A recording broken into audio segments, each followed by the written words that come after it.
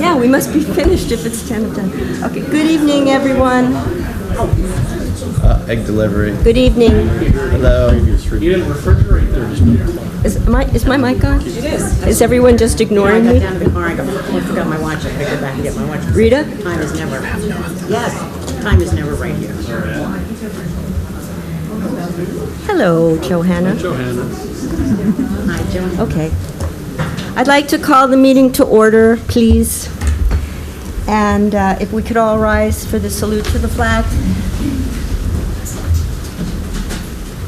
I pledge allegiance to the flag of the United States of America and to the republic for which it stands, one nation, under God, indivisible, with liberty and justice for all.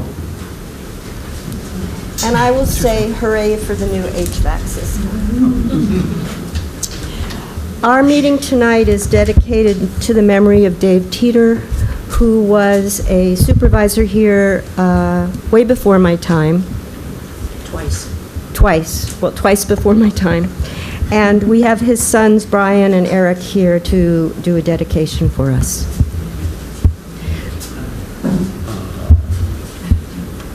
Thank everybody. Recognize some of the names. Corey's been around a long time as well. I don't recognize all the names anymore. Still quasi-local, live over in Dover. Mom and Dad moved to Stanford in 1974. And I remember very well as a child coming up to this ball field and down at the rec. Every year we would borrow a friend's rototiller and till the field and rake it out and whatnot. And we spent a lot of time on those ball fields. And Dad was all about the community and trying to give back. And as an ag agent for Cornell Cooperative Extension, any of the farms that might still be in town, if, again, not a blast of the past with all the names and whatnot at his services. I don't know, personally, I don't know who's totally left in town that the farmers are. But he gave, I think he was a term and a half, his first go-around, Rita? Yes, it could be, yeah, it could be. It was a term and a half, Yeah. and then he had to resign for a conflict of interest or something like that with one of his agencies and boards he was on. If I sat here and tried to name every acronym of every agency that he was set, that the boards that he sat on, you guys wouldn't have the meeting. But then after he retired out, I think it was even that same year that he retired, he ran for town supervisor again. I believe he did 2 terms then. I think he did. But very, very, all about the town. I believe he was in during the bicentennial Yes. in '93. That was quite the celebration for those that were around for that one. But like I said, it's as a family, we've been here 50 years. We're both still quasi-local. And it's just an honor that you guys recognize this and do this for. Thank you. Thank you.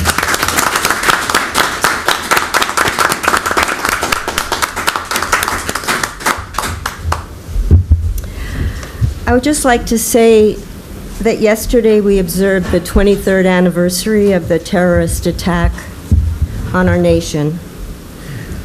It's our generation's day of infamy and will remain forever as a sacred scar in our hearts. The terrible loss of innocent lives and the remarkable bravery of our first responders.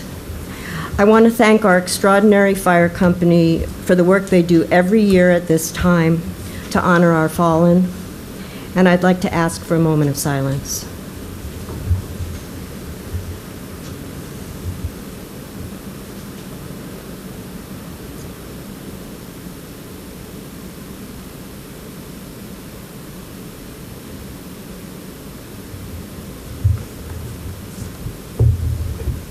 Thank you. I think our display is up past, I think it's up for a week. So it'll be here if you want to spend any time down there by yourselves. You can. Rita, the roll call, please. Wendy Burton. Here. Julia Dakota. Here. Eric Hames. Present. Nathan Virtue. Here. Theodore Secor. Present. No comment.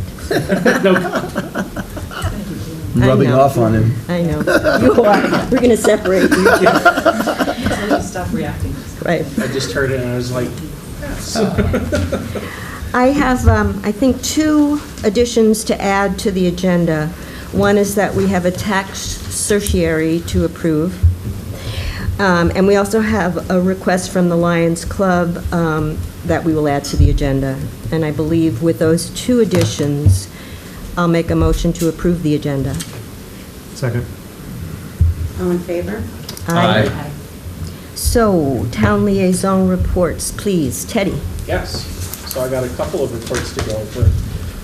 Climate Smart Communities Task Force, we will be meeting this upcoming Monday again at 6:30 at the Town Hall.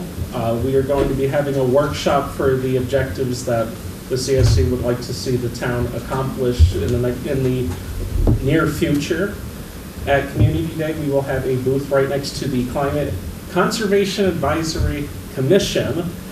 We will be having a gardening activity for kids of all ages, and we will be giving out our composting survey. So please take part in that. That is very important for our data and our understanding. The Zoning Board of Appeals, last month their meeting occurred after the town board meeting. They had 2 public hearings. One was regarding the Rathjen accessory use, et cetera,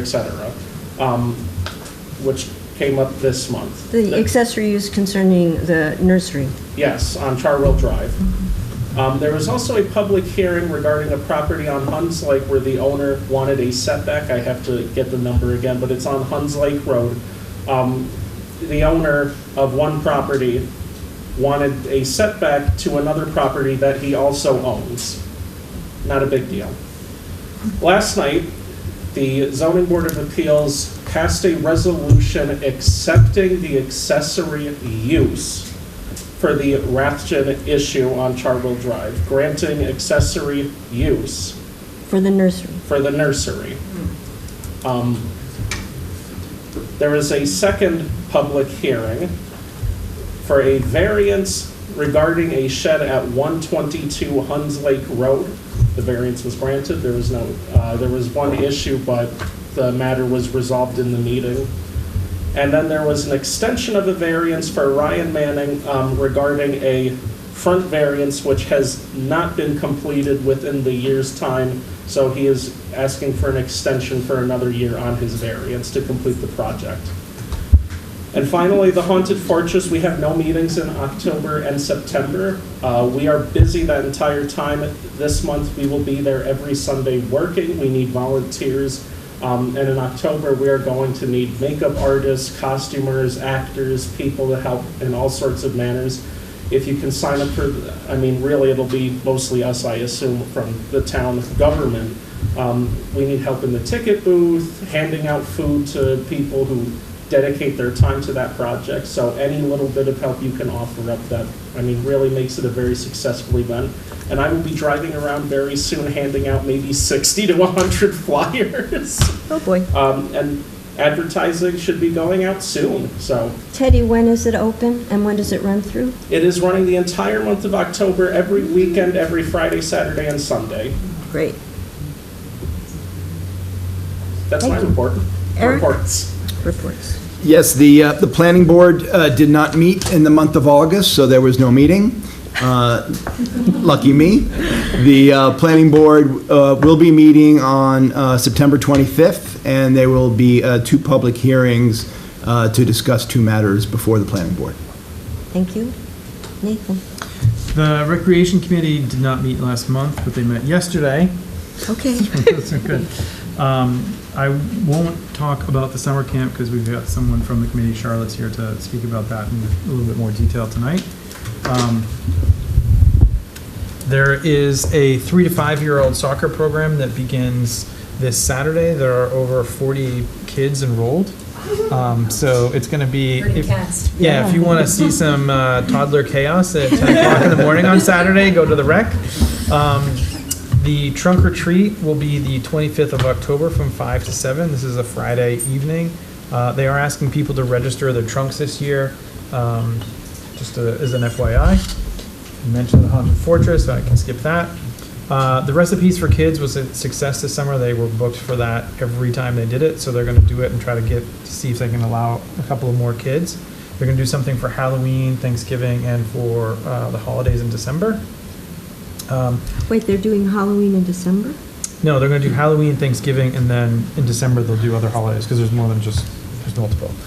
They're looking at other activities to do for the winter as well. There was a discussion about being able to use the theater room now that that's open. So there was even discussion of, for folks that have heard about this before, there's a thing called a toddler rave. So that seems to be something that they're going to do. So it's like glow in the dark and glow sticks and. Is it like a So- mosh pit? No, it's like a rave. It's just like it's like a dance party. It's like Nancy Kangus's at. Yeah, so that might happen in January, February. And then they're going to, for folks that may not know, the pavilion was rented every weekend this summer. Every weekend. Incredible.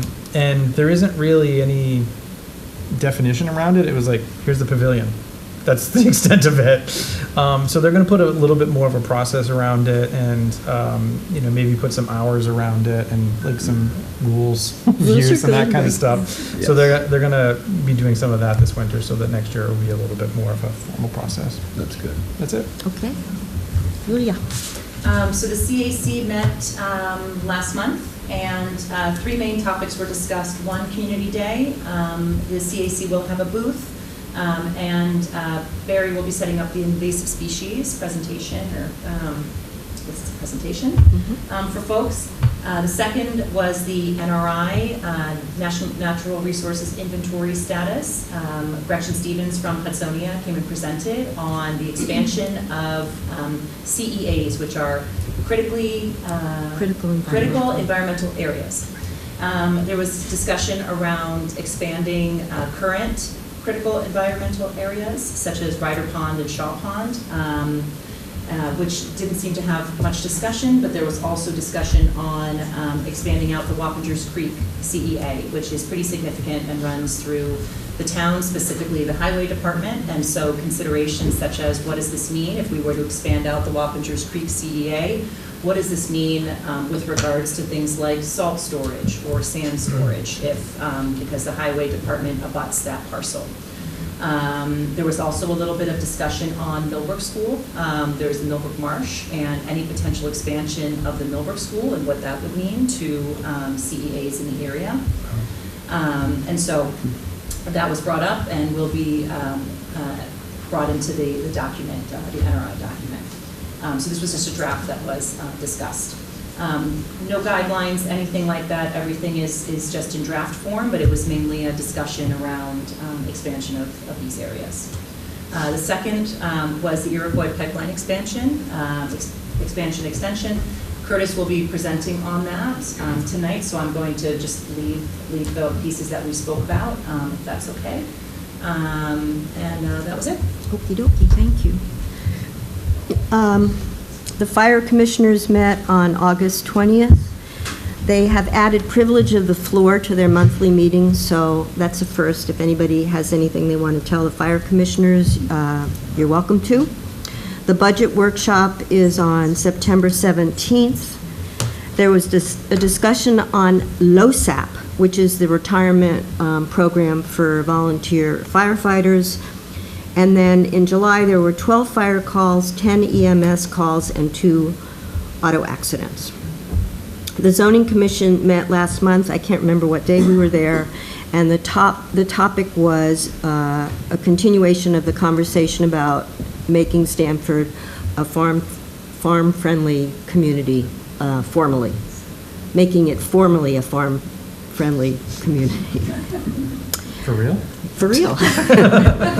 Seriously. Formality. The formality of, okay. Not formerly. Moving right along.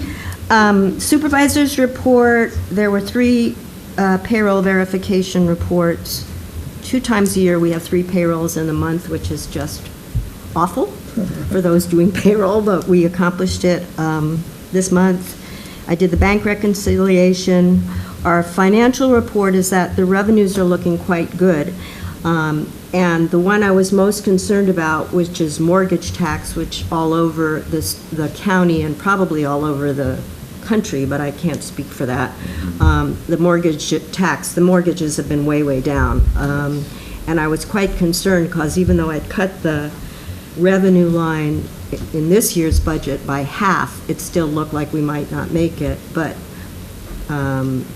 we're getting quite close. So that was good news. And we actually, although there are lines, revenue lines that we're not going to meet, there are other revenue lines where we're above expectations. So I've decided I'm going to sleep at night now. We have only minor budget modifications in the general fund, and we have a few in the highway fund, and we'll go over that tonight as a resolution. I would like to say that Rita Mary is over her revenue goal in dog licenses.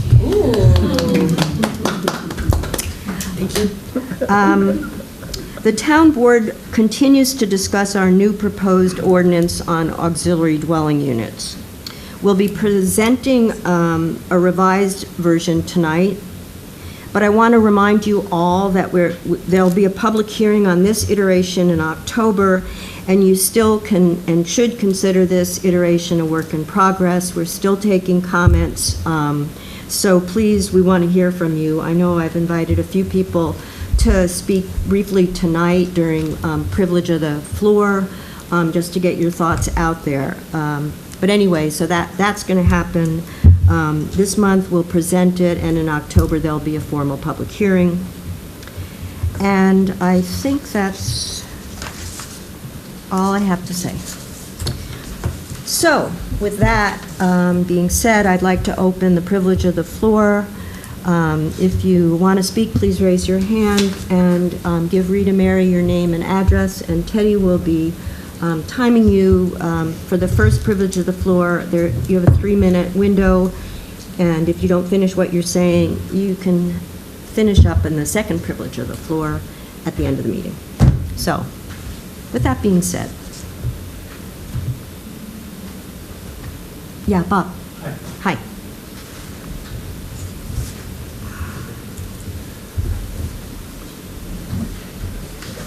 Everybody. Bob. Thanks for the moment of silence, and thank you. Just mention real quick, I'm very proud. My brother is alive and well, retired NYPD, and he responded that day, and spent a good year down there on the bucket brigade and stuff, and he's definitely dealing with some very serious health issues today. But we're real proud of him, and I know everybody's been touched by it. Yesterday was a very emotional day for all of us. Just going to speak briefly about Ratchen's Landscaping. The ZBA decision last night. So basically, Ratchen's Landscaping has received 2 desist orders, which are stop orders from our town enforcement officer over the last year for his landscaping business on Charwell Drive. He has a very large commercial landscaping business on Charwell Drive. It's a cul-de-sac in town. 7 big trucks that he shows on his Instagram page, 4 dump trucks, gravel and rocks and stuff going up and down the road all day. Last year, he was determined to be a nursery by the ZBA. And last year, when he spoke and gave his appeal, he said that he had a very large nursery. When he gave his inventory, currently in inventory and for sale, just one, the first item, I was in the room when he said it. When he mentioned the first item, I realized it was a lot of inventory, because he said he had 600 hydrangea plants. I've called Shemin Nurseries and Hardscrabble Farms, the 2 largest wholesale nurseries in Westchester and Lower Connecticut, and we're told by both that they would never have more than 300 in stock. So he's claiming to have double what either one of those would have. And they're, $25 million a year nurseries. Anyway, this year things changed. We did an Article 78 in the neighborhood. Took the ZBA to court for their determination. It was ruled that the ZBA could determine whether it could be an accessory use. So this year, when Ben Ratchen spoke about his nursery, it was a very small nursery. He said, well, I'm just using a couple acres, and it's a little incidental thing, not changing the character of the neighborhood or anything, and this desist order has no merit. is going to tell you real quick on the desist order. The desist order really doesn't talk much about a nursery. And the truth is, all of us that have spoken about what we see and all the evidence that we've brought to the ZBA, it's not really anything to do with a nursery, growing plants. You know, we love the idea of growing plants and having a little nursery. It's all about the landscaping business. It's a hardscaping business that he has. It's rocks and gravel. It's all the noise of tumbling rocks, slamming tailgates. Next month is the big meeting, the big appeal for us. We'll all bring a lot of admissible evidence, and I know my time is up, so thank you. Sorry about that.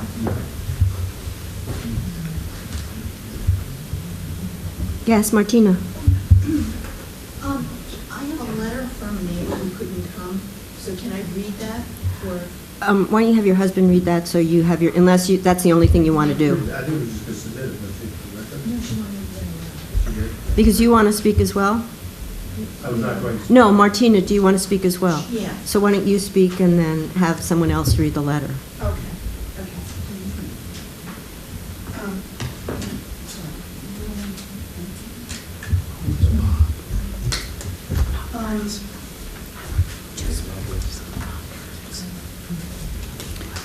My name's Martina Degnan. I'm at 122 Shelley Hill Road. This has to do with the ADUs. And I guess I wrote a letter that I submitted to the board. And this is basically just a summary of that letter. And what my husband and I are saying is that we don't understand why the board is not moving forward incrementally to evaluate the impact of these changes over time. Current codes, we agree, are restrictive. The proposed revisions currently in front of us provide nothing in the way of guardrails over new ADUs. We also feel that this process and potential significant impact on the community is poorly understood by the residents of Stanford. Having attended the meetings, we do not understand the thrust of said revisions, and if there is actually a need that requires such a sweeping revision to the zoning code. Setbacks. We would propose and like to see that ADUs conform with current residential setbacks and that variances put in front of the ZBA not be allowed to decrease or override the setbacks as defined in the current building code. We believe that any new ADU should be an accessory to an existing residential building and should be limited in size that is not more than 70% of the legally habitual space. We would encourage the town to articulate the provisions for short-term rentals. Currently, it does seem that in 5 years the floodgates could open. Should we limit the number of short-term rentals? And who monitors this? Do we have a registration process like the town of Clinton does? And we think that the town should consider the potential impact of a developer coming in to convert a lot with one house on it to a lot with 2 large rental units on it. There is always a possibility that a developer could tear down an existing house, which is this could happen. A developer could come in, tear down an existing house, and build 2 large, really McMansions in its place, according to what is being proposed right now. And we view the increased density issue to be paramount to the quality of life in northern Dutchess County, and the rural character of our town will disappear. In fairness to all residents, it seems that moving forward cautiously would be preferable to adopting the current proposed plan. And that's basically what I have to say right now. So I have the summary, and I also have the letter that I had already given to you. So I give it to you, Rita? Sure. Yeah. Martina, can I just tell you that the board is currently working on the short-term rental ordinance, Okay. and it does limit the number, it will limit the number. We have found out from the county how many exist already, and they know that because of a tracking, what's the name of the? Granicus. Yeah, Granicus is already contracted with the county to keep track of everything. And as soon as we pass our ordinance, we can get specific granular information on where those all are. They won't release that to us. It's kind of a Moebius strip, because I said we're trying to write our ordinance. It would be helpful to know who owns what and how many. Anyway, and there absolutely will be a registration process. There'll be fees. They'll need to be inspected. It's just we're in the process of writing that. That I just wanted you to know that.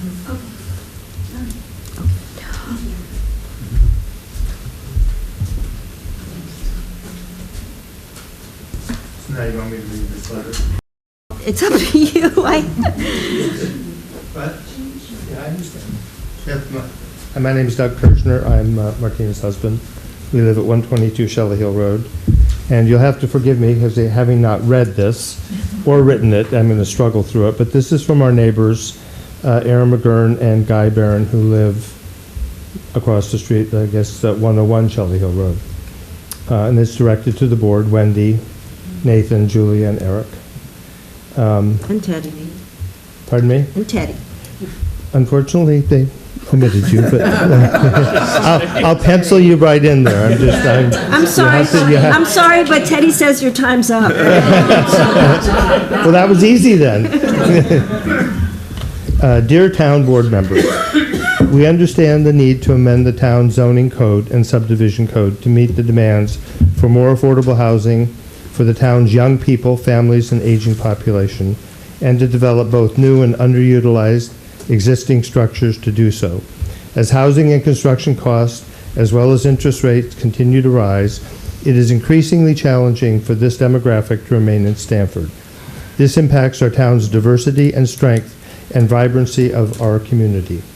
With that, we are heartened by the aim of the comprehensive plan's stated goals to preserve the town's rural character and agricultural heritage, protect the town's natural resources, plan for future growth and economic development, and promote economic and social vitality. The beauty of our comprehensive plan is that all future policy and planning decisions can be gauged against whether they are acting towards or against the intent of the plan, and how many key cross-cutting objectives they successfully address. The local law being proposed acts against many of the plan's objectives and loosens or strikes the most important aspects that encourage and incentivize the development of true accessory dwelling units, which are universally understood to be small-scale and affordable. Instead, the proposed amenities encourage the subdivision and proliferation of large-scale housing by affirming that as long as ADU is 1 square foot smaller than the primary residence, it is compliant with the proposed code. Incentivizing the construction of housing stock at this size will only further drive up the cost of housing for community members we hope to attract and retain. It's not hard to imagine a scenario where developers begin to buy up affordable houses on smaller lots and build 2 nearly equal-sized homes, or carve up larger lots knowing that there is a 2-for-1 commercial opportunity on each parcel, making it impossible for young people and families to afford to live in our community. We agree that 600 feet is too small to accommodate most folks these days, but the potential for a proposed size parameter to encourage 3,000 to 4,000 square foot or even larger accessory structure simply goes too far. The amendment being proposed are so significant that they amount to ostensibly no guardrails at all. Further, this local law acts in isolation. Isolation. Thank you. Just a little gentler. You can say you were going to, what, start speed reading? You know what it was? I was in the zone, so when I had to snap out of it, it was like, Maybe you could just say, I'm sorry, but your time. We were emailed it as well. Time. that'll do it. I'm sorry, anyone else? Yes, Johanna.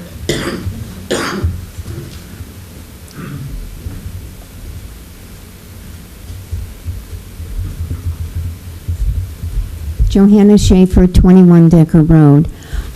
First of all, I was glad to hear you bring up the short-term rental and that you're working on that.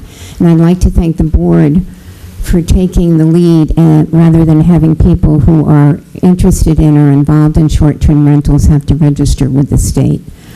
There's a lot of scuttlebutt going around, and I know you're in the beginning of the process, but I had two questions. One is, several people have said to me, I don't have to worry about that at all. I'm a pre-existing structure.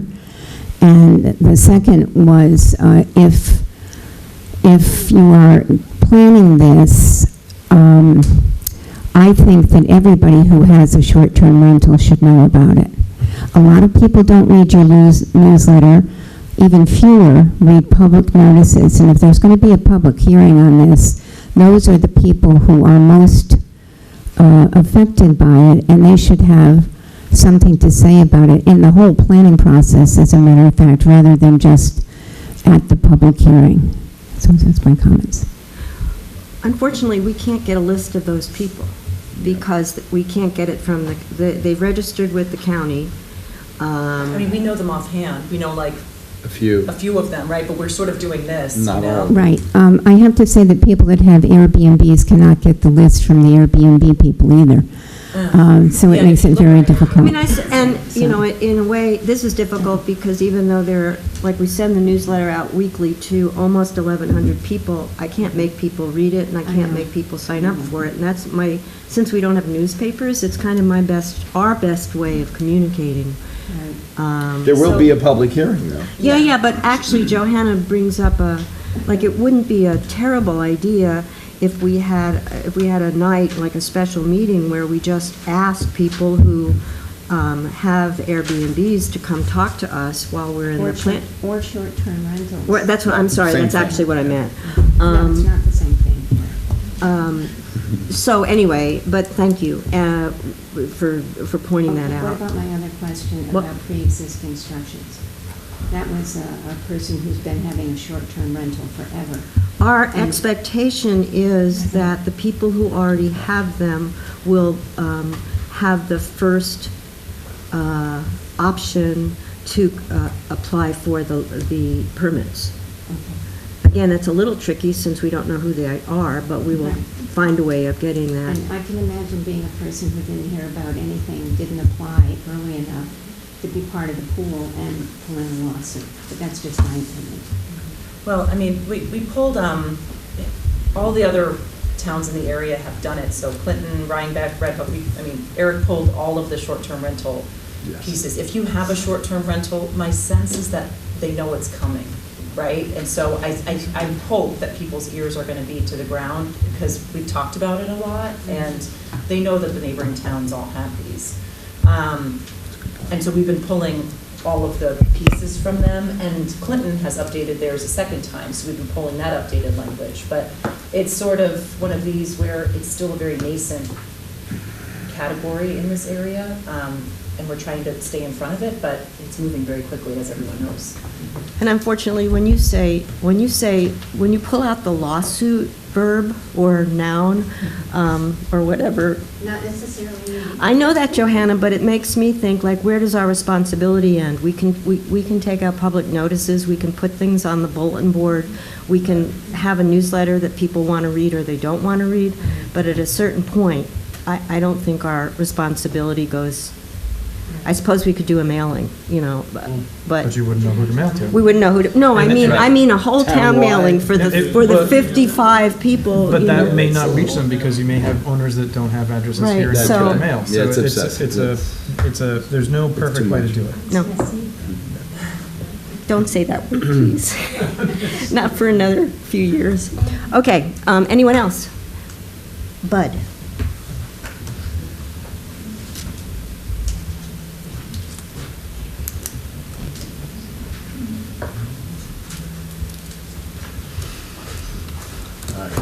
Thank you. My name is Bud Barnes, 155 Shelley Hill Road, Stanfordville. I'm just going to echo everything Doug and Martina said, and I want to thank you for your time and efforts on this, on the plan, the ADU. I'm going to submit my letter. All right, I'll just highlight a couple of things. All right. While your attempt to provide affordable housing is a noble cause, it's not the best interest for our community. Going forward, it will not make housing more affordable. It will simply invite, like they said, it will simply invite every builder, developer to Stanfordville, and they will immediately ultimately shrink our rolling rolling farmland. It's simply business. Builders will have an absolute field day with any relaxed zoning. And the question I ask is it fair to the residents who came here years ago to enjoy 5-acre zoning and to shrink the zoning? It's not fair to and it's not fair to sacrifice our quiet and peaceful enjoyment of our home and our land. So that's it. That's it. I'll submit this to the town. Is that your phone making that noise? Yes, it is, yes. Oh, that's like, how rude. He's got a cricket. No, he has a cricket in his pocket. There's a bird in my house. Okay, that's not the board. Thanks. I do not. Thank you. Thank you. Anyone else? Going once? Okay, then. I will close privilege of the floor. What is this? Oh, this is Buzz. Thank you. Thank you.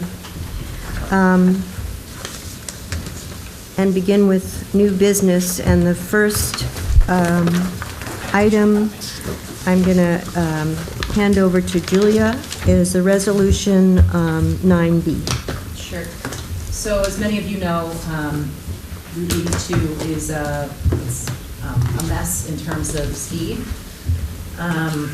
Nathan had taken the charge, we should be reading it, but I'm happy to read it, on being the liaison. What? You can read it, doesn't matter. Did you write it? He's our DOT He did read it. He I'm wrote sorry, it. Julia, you may No, not that's read this. okay. Nathan, please read this. I said I was Because gonna write it, and then he wrote it. Nathan is our, Nathan is our speed demon. Not at all. So many ways to infer that. Yeah, so continuing on the context that Julia was providing, yeah, we've had a lot of discussions about 82 and speed. Not me. And then there's also safety issues with 82 in certain locations of 82. And in order to get the wheels moving a bit more in terms of what we can do with the state, so we're in what's called District 8 from a DOT perspective. So we are not allowed to change the speed limits on state roads, county roads, and even our town roads without some kind of approval, and it has to follow a safety analysis and speed analysis. But the other part of it is that if we have a speed and safety analysis done, it allows us to get access to potential grant money for other either exploratory studies and or to actually invest in the infrastructure of certain roads. So there's a duality for a dual purpose for doing this. But what we need to do is we need to pass a resolution as a town to basically go to District 8 DOT to request this analysis, and they take care of it. So this resolution gives a little bit more context of that, and then presuming it passes, we will go and ask the District 8 to do the speed and safety analysis. Any more context? You're good? No, I just, I wanted to know if well, you're going to read this. Mm-hmm. Please do, and then you'll answer my question. Okay. Okay. Resolution 9B of 2024 to petition the New York State Department of Transportation and the Dutchess County Department of Public Works to conduct a speed and safety analysis on Route 82 through Stanford. Whereas the Town of Stanford Town Board has received numerous requests from town residents along the New York State Route 82, NY 82, to reduce the posted speed limit from the intersection with Salt Point Turnpike traveling north to the intersection with Millis Lane. And whereas the posted speed limits were implemented at a time when there were less businesses, less residential driveways, and less traffic in general. And whereas the posted speed limit, when observed, still presents a safety issues to drivers and pedestrians. And whereas the town continues to see increasing traffic defined as heavy duty and/or which is excluded from accessing the Taconic State Parkway, the TSP. And whereas in June 2022, Director of Engineering of Dutchess County Department of Public Works, the DCDPW, Matt Dukavich agreed that the intersection of NY 82, Dutchess County Road 19, and Bulls Head Road, and Church, which is effectively Bulls Head Road, and Church Lane is a, quote, tough intersection, which could use either modernized striping, reconfiguration using a road diet, a full realignment, or closure of Church Lane. And whereas Nathan Laverty, myself, and Chris Drago met with the DCDPW Deputy Regional Director in July of 2024 to discuss the unsafe surface conditions along New York 82, and whereas the town of Stanford procured 2 radar feedback signs to act as deterrents for speeding vehicles appears to have a limiting effect.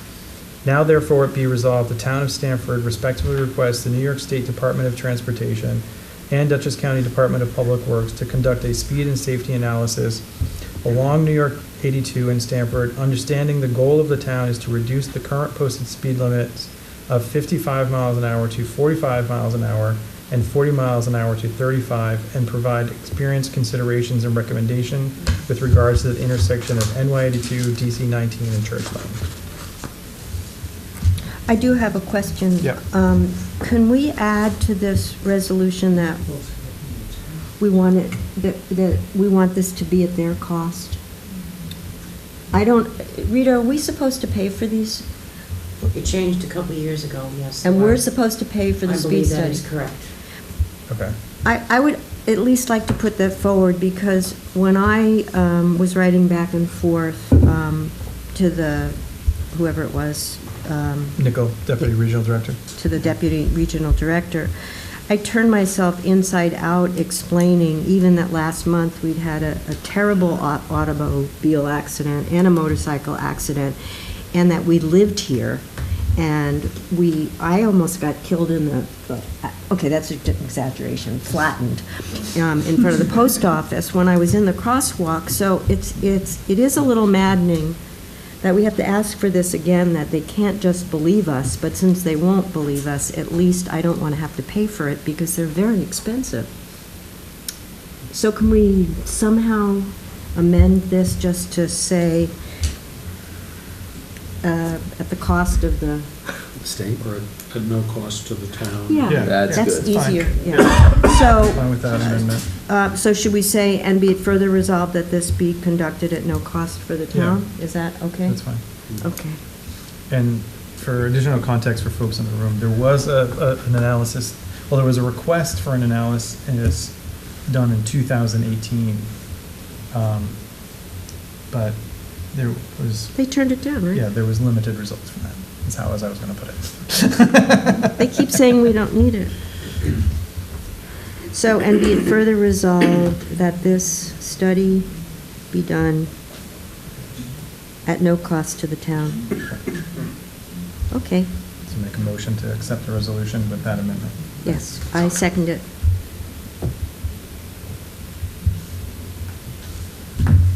Wendy Burton, Yes. Julia Dakota, Yes. Eric Ames, Yes. Nathan LaVertue, Yes. Theodore Secor. Yes.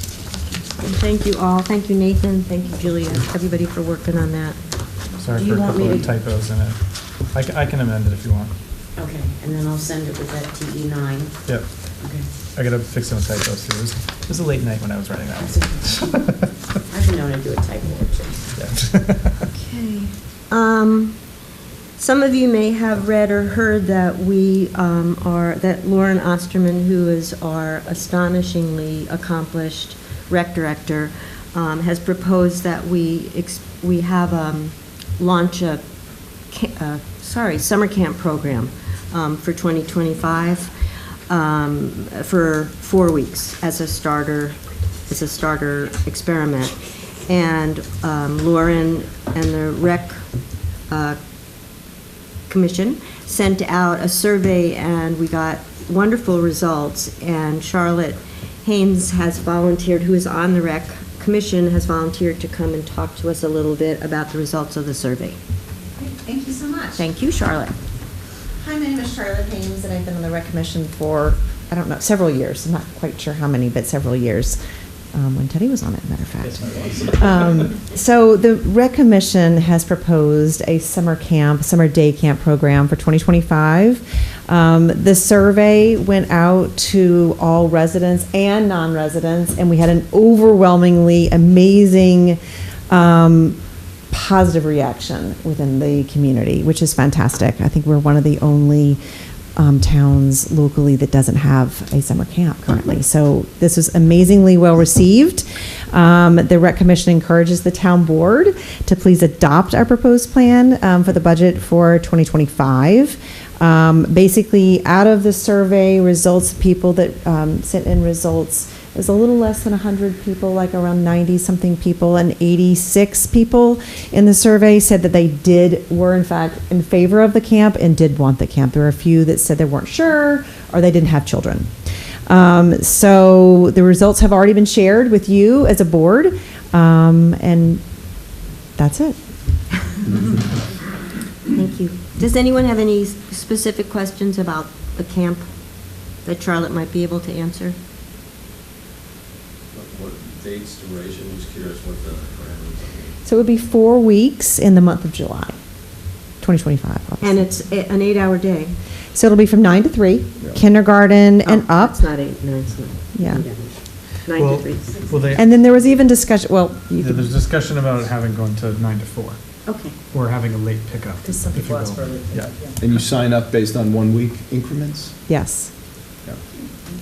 I've already, it's just so great. I'm so happy that Lauren and you guys are proactive in this way, because as you all know, we built a playground, and I think a major goal of this board has been to just keep enhancing the lives of our children and our Yes. young families. So I think this is a great idea, and it won't be limited to Stanford residents. If somebody wants Correct. to come up from Milan or Pine Plains, they can. There's an register. additional fee if you're a non-resident, but you're absolutely right. And there's been a huge uptick, obviously, of students, of children coming to the playground.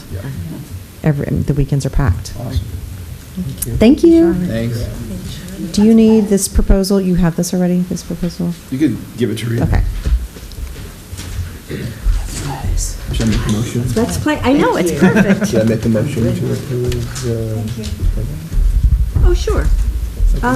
Did we do, no, I Well, think, we do it would be part of the budget. yeah, I Okay. think Yeah, not. it's just a consideration. But I think, I mean, my sense is that, you know, the survey went out, we got positive feedback, and it looks like the numbers would, that the opening costs might be $2,000 more than the revenue that comes in, so I'm not sure why we wouldn't go forward with it. Local law number 2, accessory dwelling units. Bob, do you want to just quickly talk about we made some changes to the law after the public hearing, I think really 2. Yes, there were some very minimal changes in this. The town board discussed it at a workshop on Monday. One comment related to the dimensional standards, and the change says that a detached accessory dwelling would meet the minimum dimensional standards for an accessory structure applicable in the zoning district. And it is intended that... For setbacks. Setbacks, yes. And that would... and it is understood that that an accessory dwelling unit is always must be accessory to a principal residential unit on the property. So wait, if it's an existing, if it's a garage and someone wants to put an apartment over the garage, and it has non-conforming setbacks, it'll keep those non-conforming setbacks. But if it's a brand-new ADU, then it has to conform with regular setbacks? The setbacks that would be applicable to an accessory structure. Right. So, yeah, okay, thank you. In that district. Yes, in the district, because they vary by In the district. Right. The next change was that the entry for the use table was clarified. And a slight change was made to clarify that the accessory dwelling unit is not a principal use. We have a footnote attached to it that it is permitted as an accessory use to the residence, and furthermore stating that in the LC district at Upton Lake, a special use permit would be required. Which was requested by the Upton Lake Yeah, that was Association. requested by the residents there. Which requires them to go before the planning board, correct? And that requires going Yeah. before the planning board, but not site plan approval. You don't need to have a survey, but it would be subject to planning board review. Right. And then I think the last change was that in connection with the comment about hot plates, that the ADU would have to have either a built-in cooktop or a standalone range. So, in other words, not just a hot plate. And those were there are a couple of other typos were picked up. Right, and right. So we have a resolution. Now this, shall I proceed with the resolution? Or discuss Sure. the proposed resolution? So the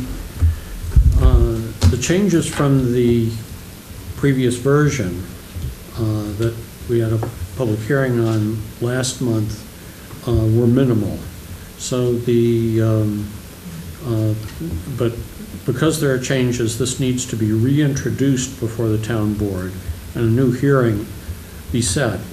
So for the most part, we're starting the whole process over again, but we can reuse the original part one of the seeker long form EAF because the changes were minimal. That was adopted a couple of months ago. And this also provides for recirculation to the county under 239M of the general municipal law, to county planning, and to the town planning board for its review. And if we're going to have a hearing in October, we'll have to follow up with them to make sure that they get their responses back to us before the hearing date. And it's also, you said this, it's also going to go to the planning board who didn't Yes. get their mail last time. Yeah, last time there was no response received from the planning board due to a mix-up in communications, I guess. Can I ask a question? Because Eric, when we first went, one of the innumerable conversations we had about this, you were in favor of putting a 70% limit on the size of an ADU. Yes. Why did we decide to not do that? Does anybody have a... I think Eric and I kind of felt the same way about it when we talked about it, and then I think it was just discussed as that because if we start putting restrictions in, people are going to flip-flop. It was just we basically said if people want to figure out a way to get around it, they're going to figure out a way to get around it. I could make one remark on that too. This ADU law will replace the current regs on guest cottages. And one of the things that the planning board experienced with guest cottages is that someone may buy a home, buy a property in town, and that may have an old farmhouse on it, and want to build a new modern residence, and then use the existing farmhouse as a guest cottage. So that makes it awkward to say that the size of the guest cottage would be limited to the 70% of the existing structure. Well, the existing structure would be the structure that they currently live in that they then want to turn into a guest cottage. So if it's a pre-existing structure, we they would have to make their second house 70% of the size of the pre-existing structure in that case.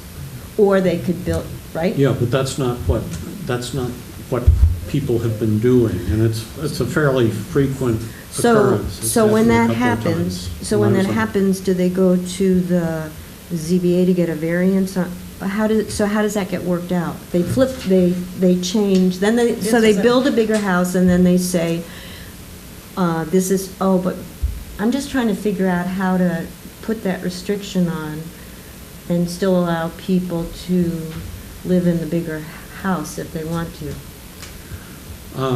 Basically, what Don Smith has been doing is, before issuing a building permit for the larger house, is that he requires that the applicant for the building permit acknowledge that he proceeds with construction of the larger house at his own risk, and a certificate of occupancy is going to be contingent on him getting approval of the guest cottage for the smaller residence. That's what he's been doing. But if he's getting approval of the guest cottage, from whom? From the planning board? From the planning board, because currently it's subject to planning board approval. Right. So is there a concern that if, let's say there's a arbitrary number, 12-acre property that has a 3,000 square foot house, is there a concern that if there is no cap, that they could build another 3,000 on that 12-acre property? No. Or bigger. Well, that's right, what, but what's the concern with that? well, I think, Because I know there's a question mark about an investor doing that. right. But there's nothing stopping an investor coming in, taking that 3,000 square foot, demolishing it, and building a 6,000, or an 8, or a 7. So, Right. so them having two properties that are both 6,000 or 3,000 feet on a 12-acre property, that should be something that is their right to be able to do. That's what right now, And what the conversation is coming back to. is that we were trying to say that, like, because from an investor standpoint, there isn't a lot of incentive to do that, because you're not able to just go carbon cookie. You're building two things, and that's it. So there isn't a lot of return on investment. It's the same thing if they were to buy this piece of land and this piece of land and build two houses. And that's not happening.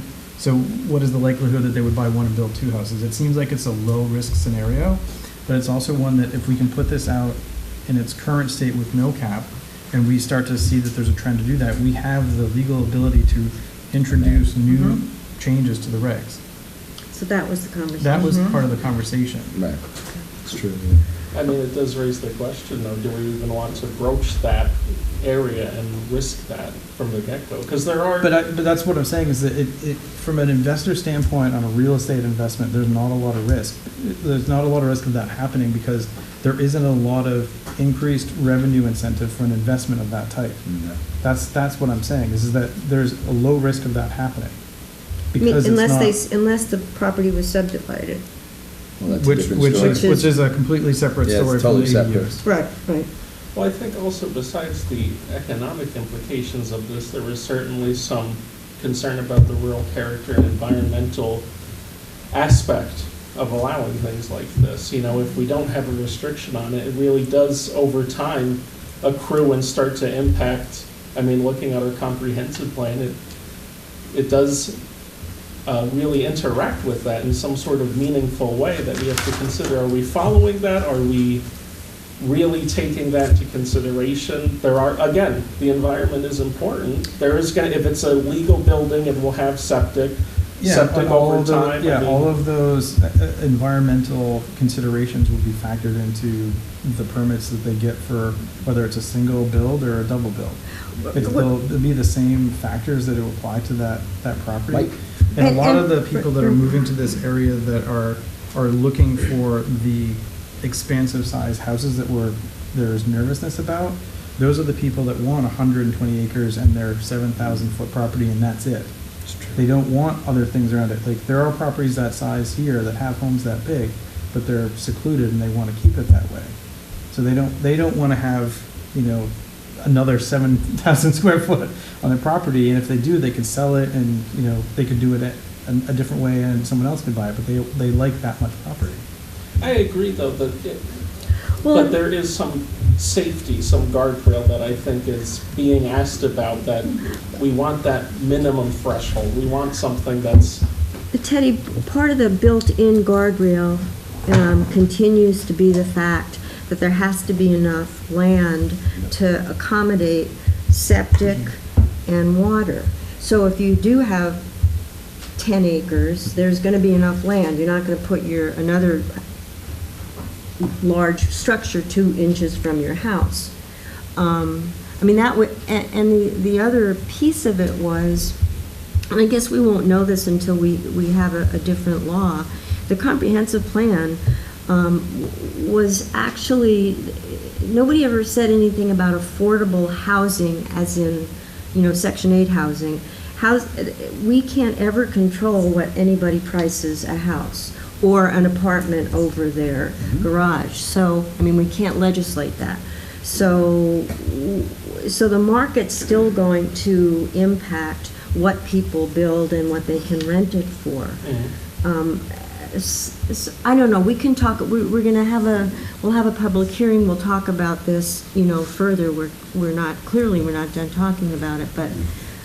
My concern about the size also dealt with aesthetics. If you're driving by, you want to make sure that, you have one house that's the primary, that's the larger house, and then the ADU would be smaller, and they wouldn't dominate. What is beautiful to you is not necessarily beautiful to me. This is true. So aesthetics are personal.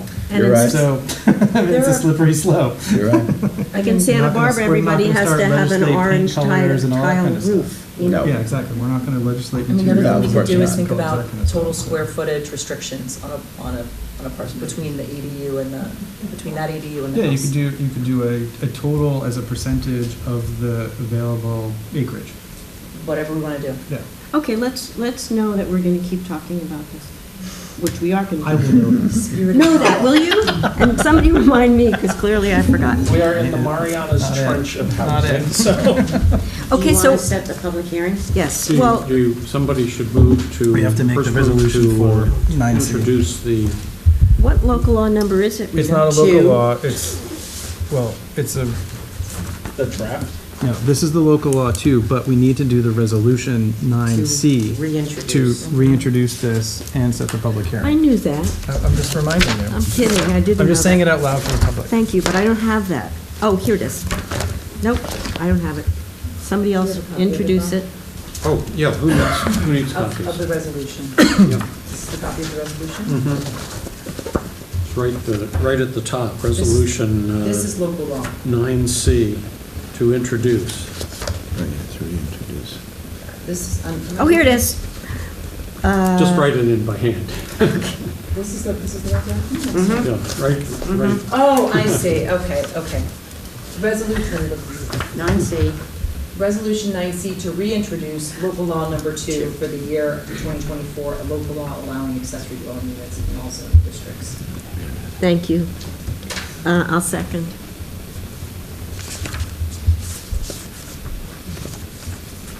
Wendy Bergman, Yes. Julia Dakota, Yes. Eric Hames, Yes. Nathan Virtue, Yes. Theodore Secor. Yes. And part of the resolution is to set the public hearing too. I make a motion to set the public hearing, is it separate motion? Well, it's part of the, October 10th. That's the next town board meeting, right? Yes. Yes. On October 10th. And who will second? Second. All in favor? Aye. Okay. Curtis, would you like to come up? You're still here?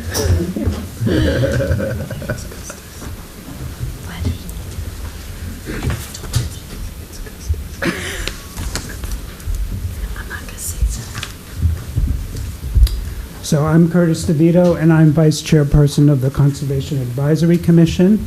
And what I thought I'd do this evening is, the CAC has previously submitted to the town board a document explaining about the Iroquois pipeline expansion and our recommendations on what should be done, if anything, in the way of town taking action.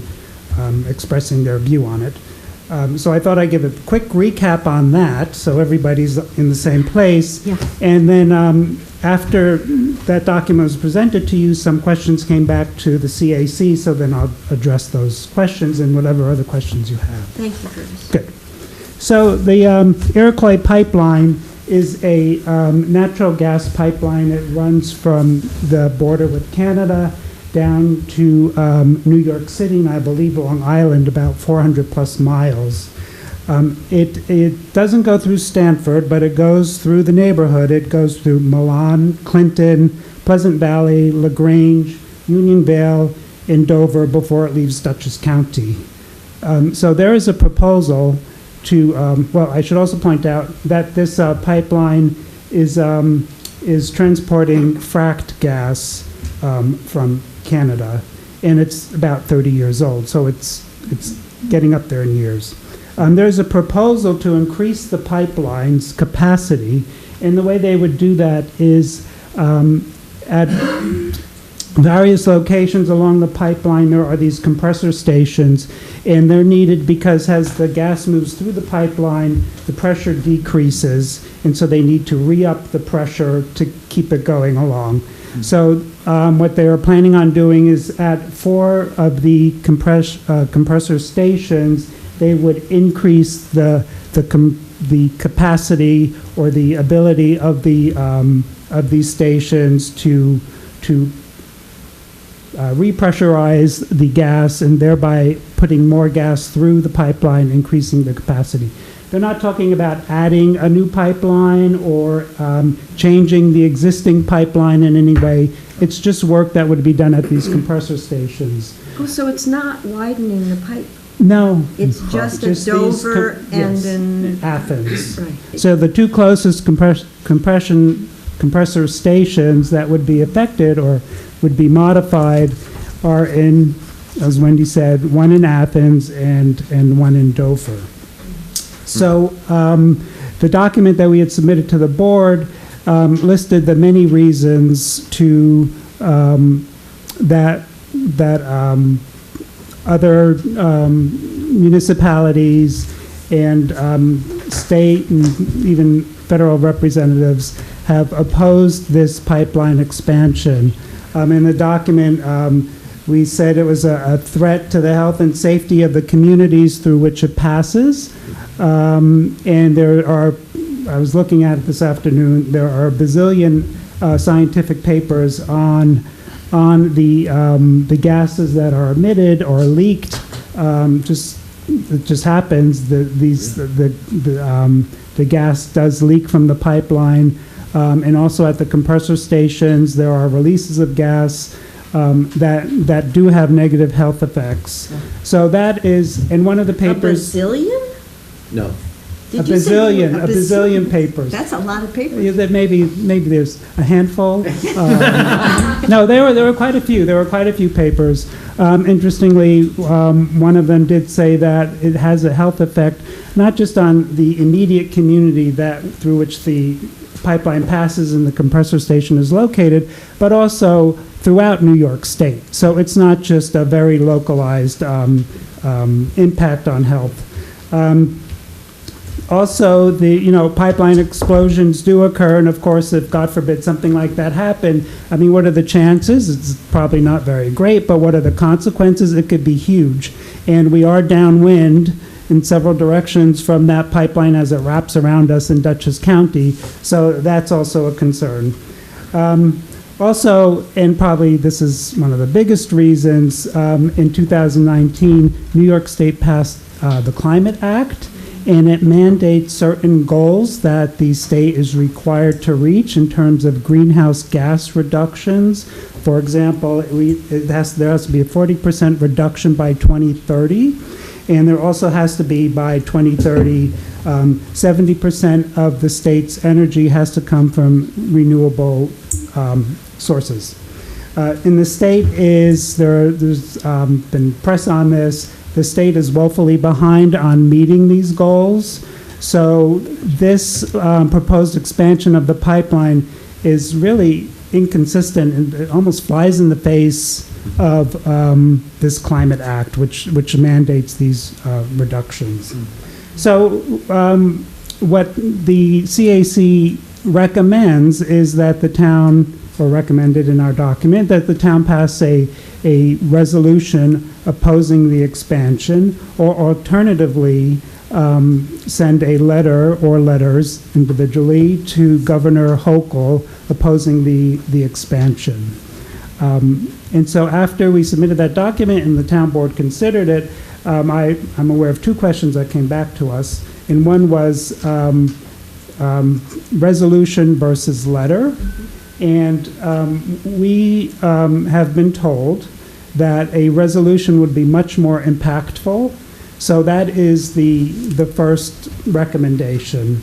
However, a letter would also have an impact, although we've been told that a resolution would be much greater of an impact. May I ask her, what is Governor Hochul waiting for? She got the first letter back in December. Yes, and so the letter that Julie is referring to was back in December, was signed by dozens of state and local representatives and town officials opposing the pipeline, including Assemblyperson Dee Barrett, Senator Hinchey. It was just signed by two towns, and we weren't even asked to sign it. It was Clinton, Michael Whitten signed it, and one other town. Well, no, I believe it was signed by many more towns. I can look that up. But I guess my point was, and I don't have a copy of it, so I don't know how many people signed it, but There's a lot. we've never, in Dutchess? Right back. Okay. Pauling. Okay. 3. Well, yeah. And then up in Columbia County, I know Canaan and. So do you think they just forgot about Stanford, or you have no idea? Well, I don't know why we weren't approached, I don't know, maybe it got lost in an inbox someplace or something. No. But things happen.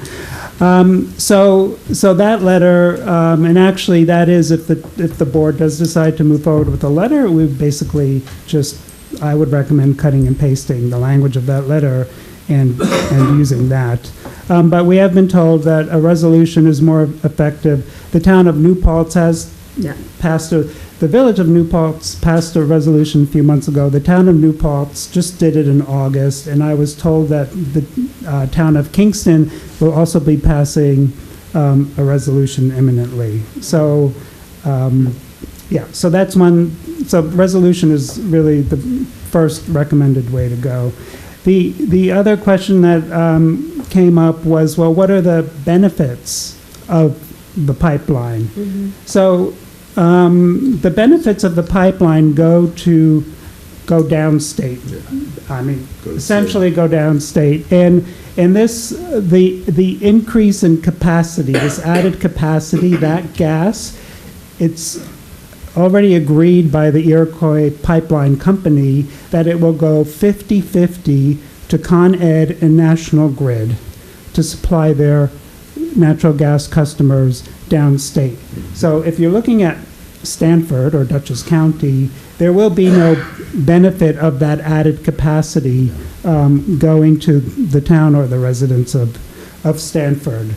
And then along the lines of, well, how come like Dover hasn't opposed this? They're getting money for it. They're They're the ones with the compressor, and because Yeah. I called and I said, did you guys write? And he didn't say no because we're getting $2 million or whatever. Right, they're getting $1.7 million additional tax revenue each year from this expansion. From the expansion, they're already getting something because it exists to begin Yeah, with? they're already getting $1 million, and now they're going to get an additional $1.7 million. So that's why he didn't write a letter of And protest. that's right. Although the residents of the town of Dover, as well as the residents of the town of Athens and other towns have had protests and demonstrations against this. So even though the town government is for it, for reasons that aren't so surprising, there are residents who oppose it.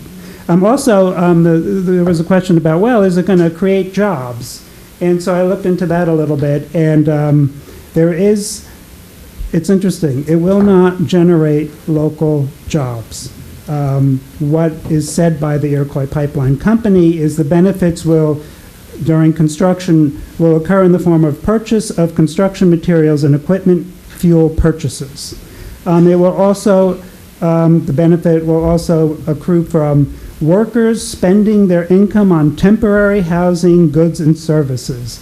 So the 90 construction jobs that they foresee for the work being done at Athens and in Dover, those are going to be people brought in from other areas and set up temporarily to do this construction. So it's not generating jobs for people in town unless they already happen to be working Right. on these things. Support the hotels and short-term rentals. So get that short-term rental law in shape. Curtis, how deep is the pipeline buried? I don't have an answer. I don't know. But it's an underground thing, yeah? Yes. I don't Yes. know. And sorry, what is Hopewell waiting for? Do you know? No, I don't, because the public comment period has passed. I don't know what she's waiting for. So she Wait, so could. if it's on her desk, that means it has. Well, it's the DEC that needs to approve it. So it's like, it's her DEC that we're waiting for them to take action. But So it didn't have to go through the House or the Senate? No. The Assembly and the no, Senate? not that I'm aware of. Okay. Oh, interesting. So I guess theoretically it could be acted on at any time, although I'm not sure what's holding it up. But it's weird if it flies completely in the face of her own. It is weird. Yeah. Yes. So, well, there may be a reason. So, two questions. One, with regards to a resolution is more preferable than letters, you noted a they. Who is they? So this initially was brought to us by a town resident, and I think it was brought to her by an organization that shepherded through the process that December 2023 letter. It's called Food and Water Watch, and there were other organizations as well. But we've been having a dialogue with Food and Water Watch. It's a national environmental advocacy organization. And so we've been going to them to basically get their side of the story. Yep. I went to the Iroquois Pipeline Company's website. They have a Q&A, and so that's where I gleaned what the benefits are. Right. But so our contact at Food and Water Watch has been saying all along that it is more effective to proffer a resolution.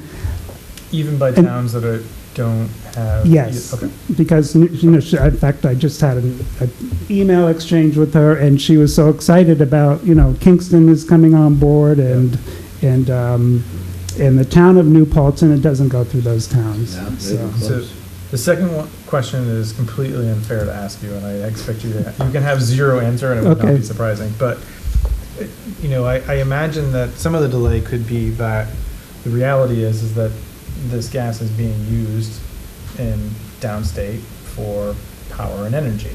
Yes. That is a problem in general. It's a massive problem. Power generation. I mean, I work in the IT business, and all the companies that we work with are talking about they have tapped out their energy consumption, and they're asking for more to operate more IT equipment, but they cannot get any more power from their providers. Right. So in the absence of the capacity or the volume of this gas not increasing, is there a proposed solution that does kind of not go in the face of the 2019 resolution that says, yes, we understand that you need to increase energy, but how to do it? Yeah, and I don't know. Yeah, I don't know the that's answer why I said to fair. that. And on the Q&A that the Iroquois Pipeline Company has, just full disclosure, so they say, a benefit is you have New York City residents, they have to, I think there's some local law or something, they have to move away from fuel oil. And so rather than jumping right from fuel oil to renewable energy sources, this is a stepping stone because even though it's a fossil fuel, it's not as bad as fuel oil. So, but this is not a benefit. This is not a benefit that inures to Stanford or its residents. And I think the greatest, what made me really think, yeah, we should oppose it is that December 2023 letter and all the signatories on it, because to me that was it's really compelling to see everybody, all those persons who we respect, to take this position. Oh, and so one more thing. So I contacted Dee Dee Barrett's office because I want, she signed this letter. So I asked them, well, so the letter sets out the reasons against the expansion. Have you heard from your constituents or any constituents for the reasons to support it? What are the benefits that they see? And she said they didn't hear from a single constituent in support of the expansion. So I found that pretty telling. Anybody else have any questions? Curtis, I can't tell you, I just can't thank you enough, and this has gone on many months, and we had hoped to get a full-throated presentation, and I'm just so grateful that you've done it. My pleasure. Great job. Thank you. Thank you.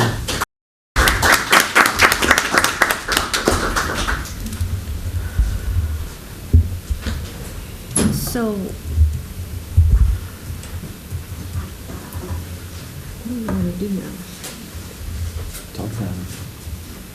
We can talk about it in the next workshop, though, because we're not going to write a resolution right now Exactly. anyway, so.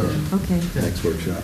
So we will discuss this at our October, we're not going to just write a resolution tonight, so give us a little time, we'll discuss it, but I think we're going to be discussing it with a tremendous amount of more information. I really can't thank you enough, it was great. Thanks, guys. Okay, moving right along.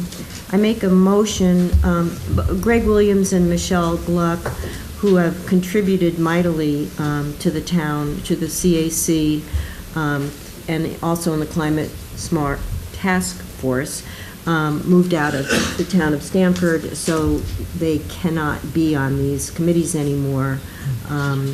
So I make a motion to sadly accept the resignation of Greg Williams from the CAC. Second. All in favor? Aye. And we will be putting out, I've already told Curtis, we are looking actively for someone to take Greg's place, and if you have recommendations and you want to reach out to people, I'll put it in the newsletter, but it would be great if someone came that you already know and would like. Okay. And again, for Michelle, I make a motion to accept her resignation from the Climate Smart Task Force. Second.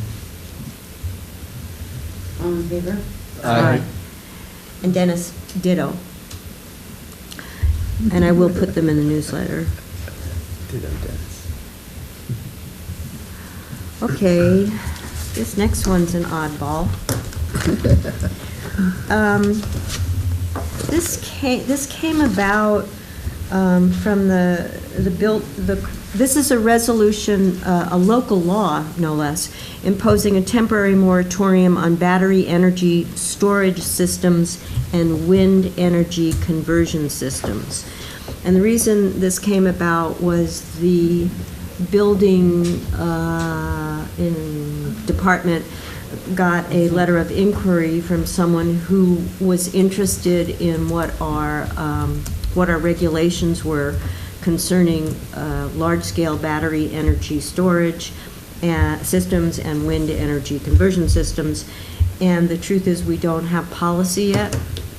So we're going to do a moratorium simply to give the zoning commission a year to come up with policy for us to discuss and accept or not.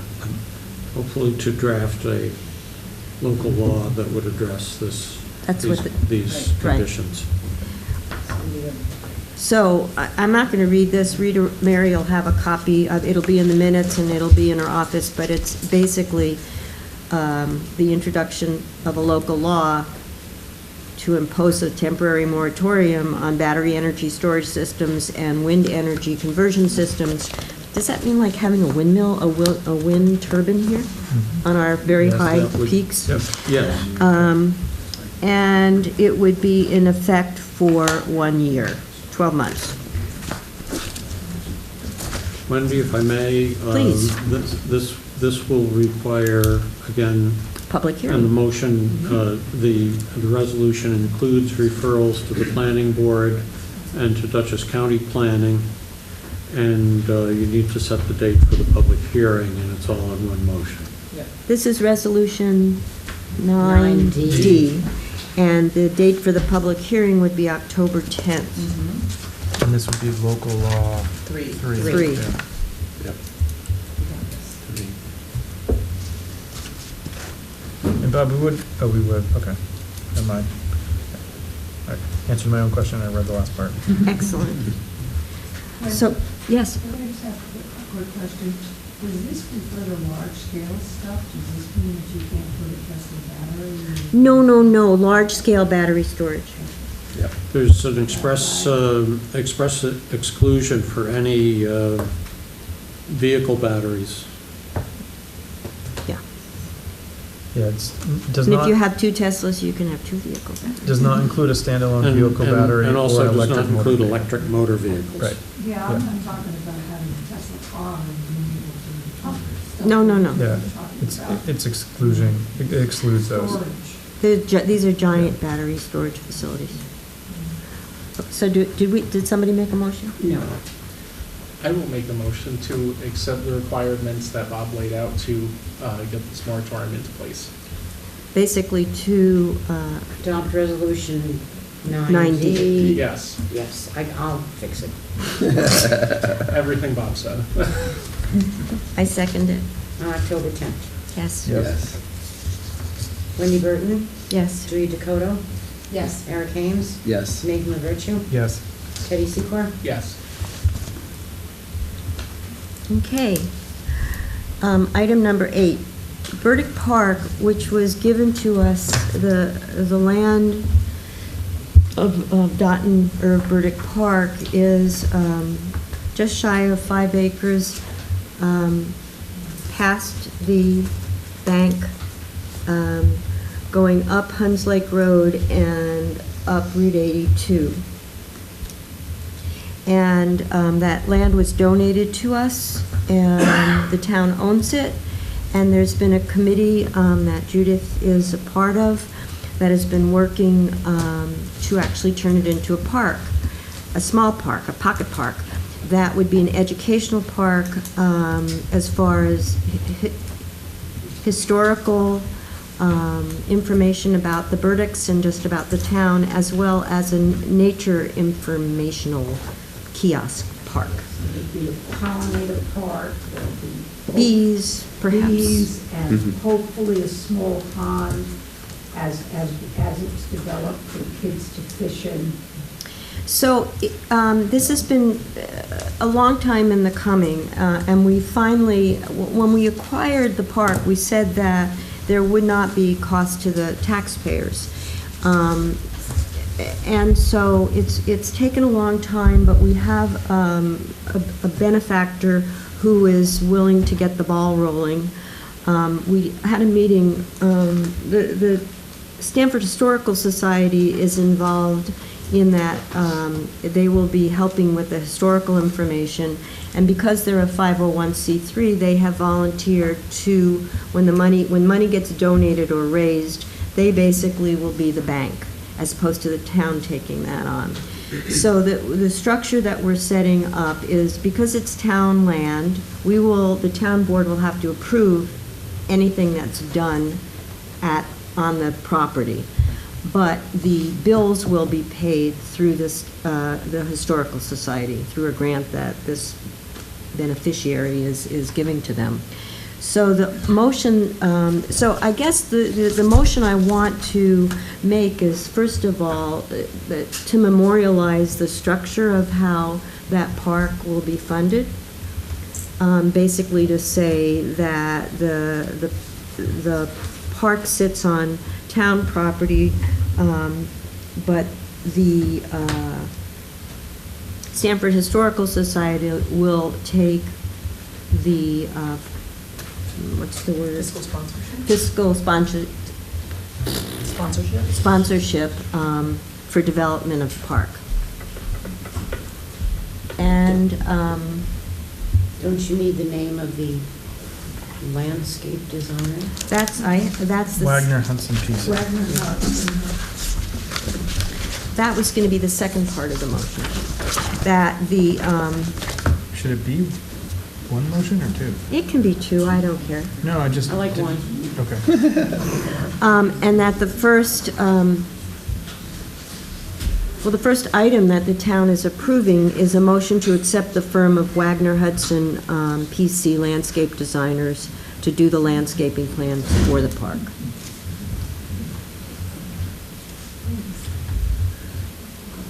And second? I'll second it. All in favor? Aye. I was just taking a breath. Okay. This one's quick. Budget modification resolution 9A of 2024, whereas the town of Stanford has expenditures for the adopted 2024 general fund budget lines and the highway fund budget lines that will exceed the amount of funds available in these certain budget lines. And whereas the general fund and the highway funds have funds available in other lines and needs to transfer such funds to provide for expenditures, now therefore be it resolved that the Town of Stanford Town Board hereby amends and transfers from and to budget lines listed below for fiscal year 2024.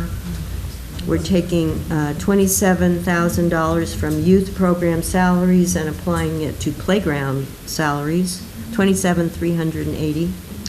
We're taking $5,000 from the 40 line of playgrounds and giving it to the 10 line of playgrounds. And then tax collector equipment, which is the 133020 line, needs $329.95, which is coming from the tax collector 40 line. And then for the highway, salt needs $28,000, so salaries, brush and weed is giving up 10, salary snow removal is giving up 10, and oil and stone are giving up 8, for a grand total of $28,000. Second. Thank you. Wendy Bergman? Yes. Julia Dakota? Yes. Eric Haynes? Yes. Nathan Virtue? Yes. Peggy Secord? Yes. You're all really brave to be sitting through all of this. Where's Rita Mary's motion? My minutes? No, the motion that you have for the Lions The Club. lines, it's a letter. I know, but where is it? You had it printed out, I can print it. I can read it. I have it. You need it? No, I can read Nathan it. will read it. Okay. Just waiting for it to download. So, dear town board members, I understand this is a last minute item for tonight's meeting, but was hoping that you allow it to be added to the agenda for your approval. Even though I am no longer in charge of the holiday lights of parade and party, I handed this job off to Kathy Burstell, a fellow Lion. The Lions Club had a meeting last night, and with your permission, we're asking that the after-party parade can be moved to the town hall of this year. The date will be Saturday, December 7th. Last year, the fire company was not able to accommodate us by moving the trucks out of the front bay for several reasons.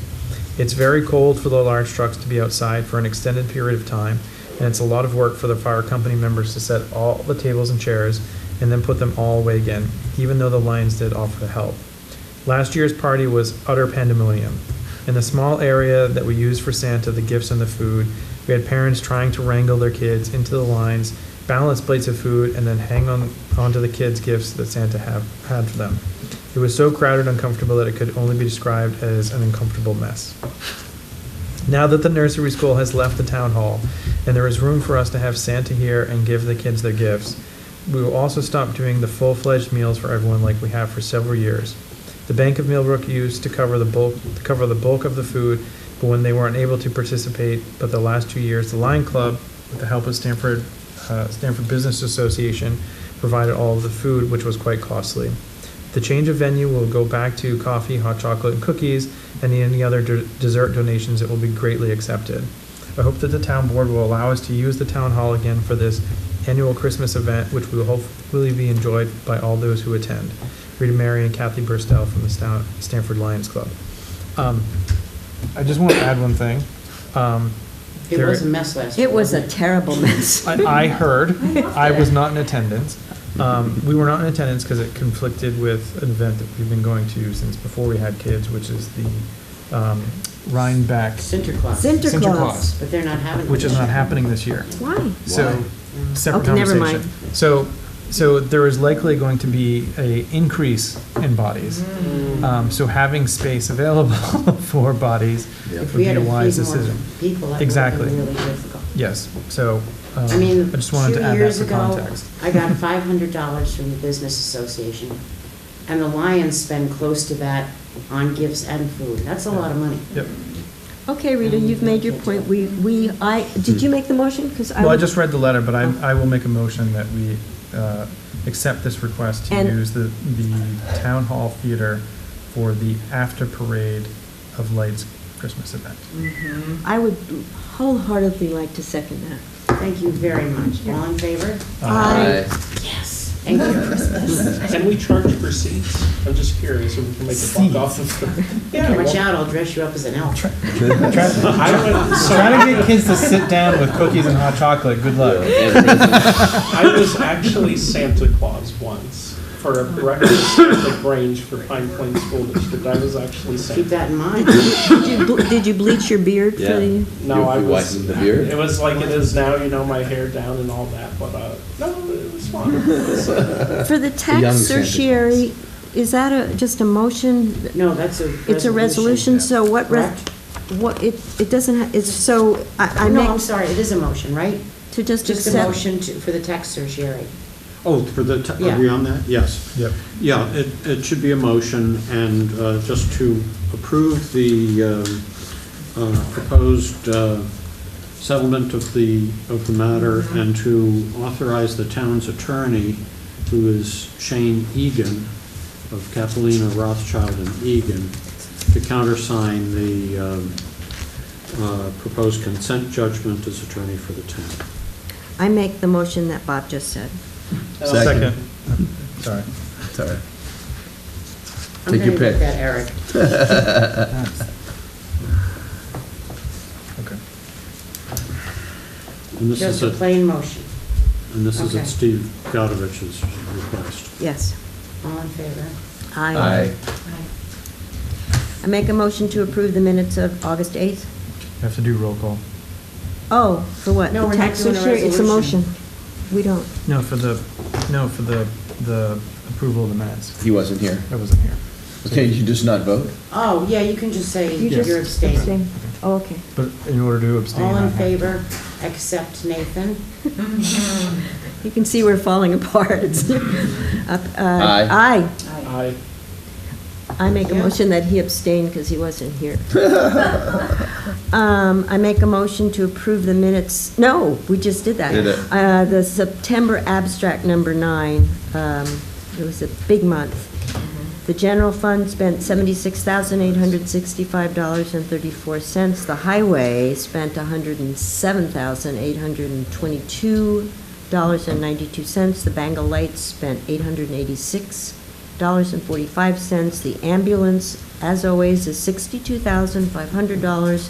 Capital projects, we spent $18,026, and the escrow was $105. Can I have a second, Second. please? Thank you. All in favor? Aye. Okay, I'd like to open up the second privilege of the floor, because you're still here, it's just remarkable. Dennis.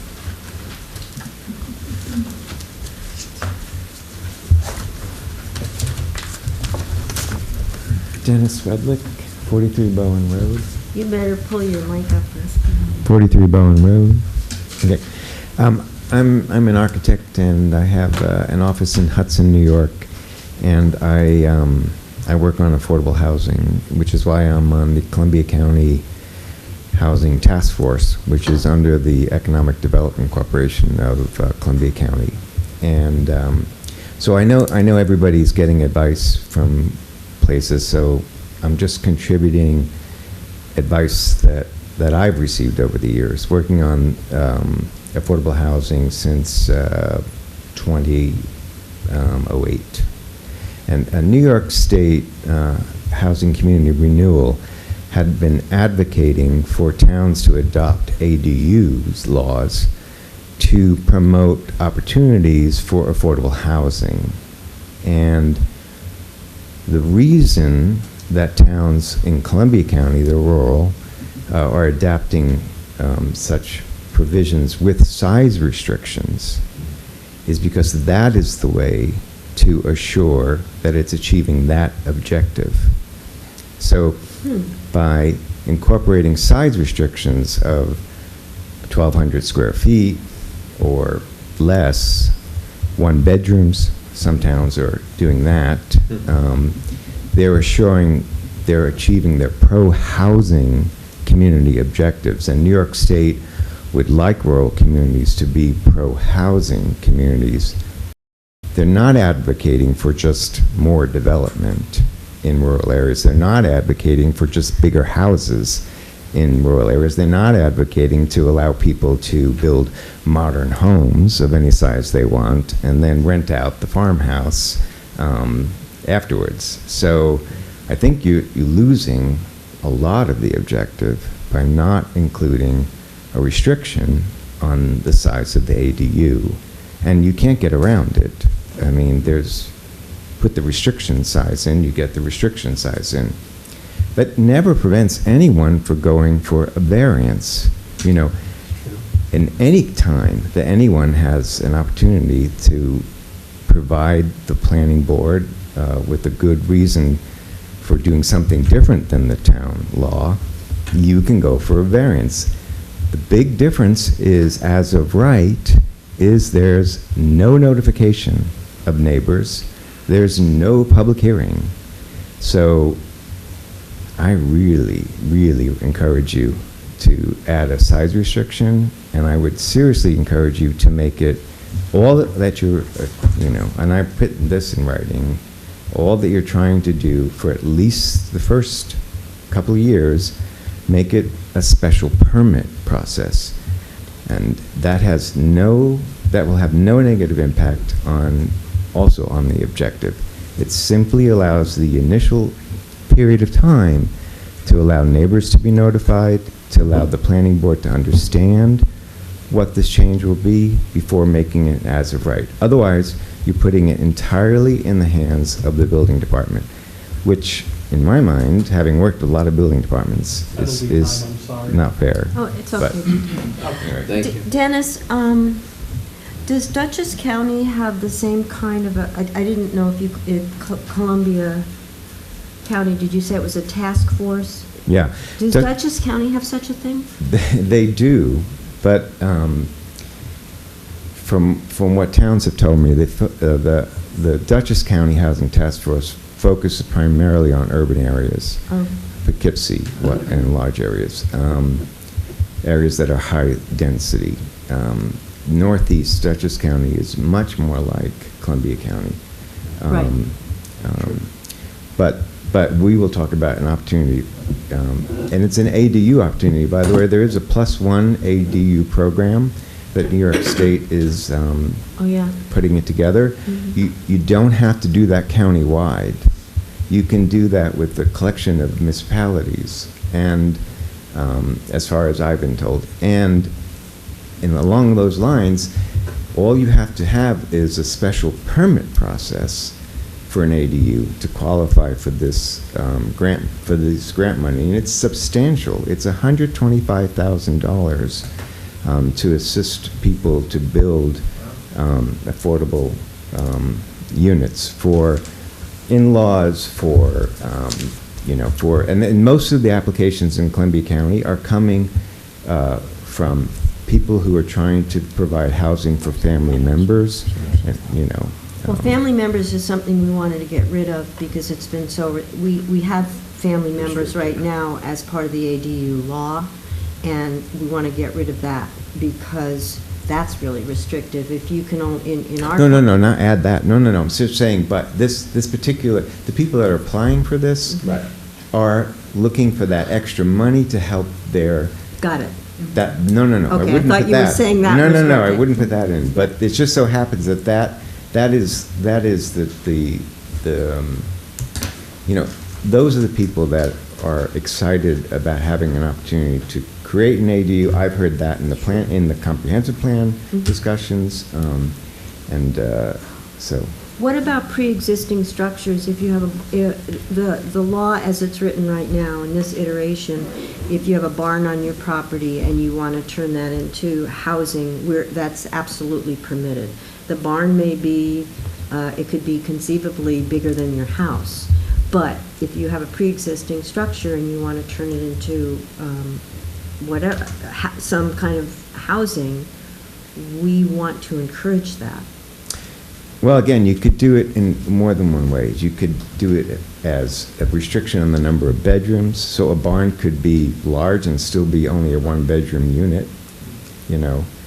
The key is that when it comes to Teddy's point about the environment, is that a minimal addition to a property has a minimal risk of having a negative impact on the environment without having a planning board review. Right, so that's the difference, is that when you're looking to just change a garage into an apartment unit, more than likely, you know, it will have a minimal impact on the environment. More than likely, even the septic system will work out, you know. When you start suggesting, as it is true, you know, that somebody could then take this law and turn it into two very, very large homes. You know, you are pulling away the curb, you know, the protections that these existing laws are allowing, because it's as of right. That's the point. Yep.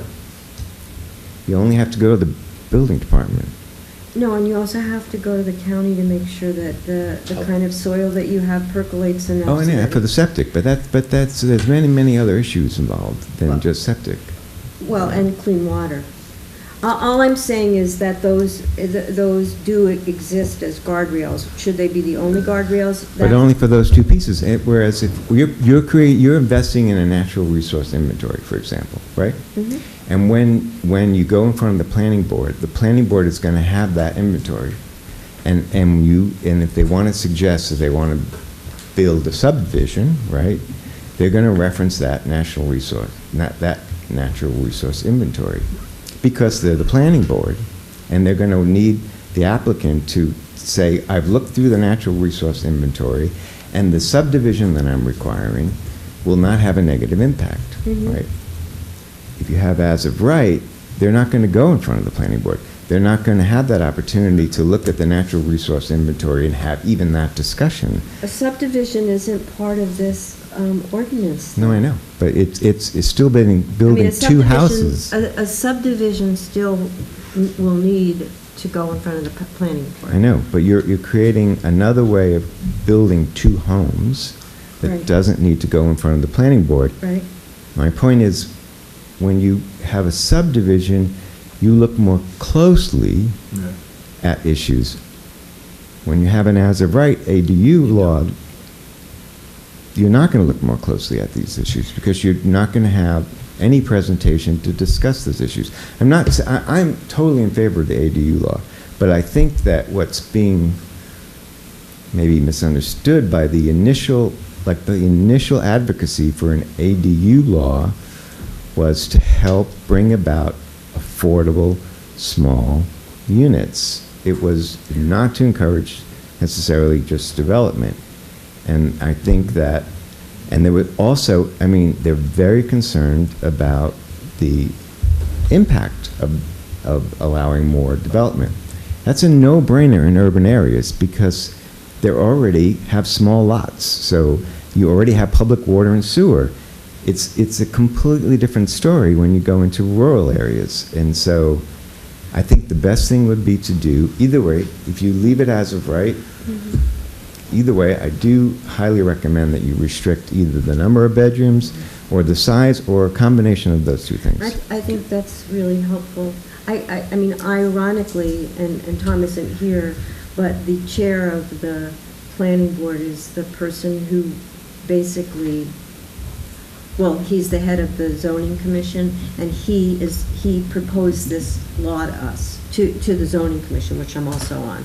So as far as the planning board, and he doesn't speak for the entire planning board, he was speaking for himself, who's been on the planning board for what, 25 years? Probably, yeah. So we on the zoning commission, and obviously it was talked about, and then we brought it here.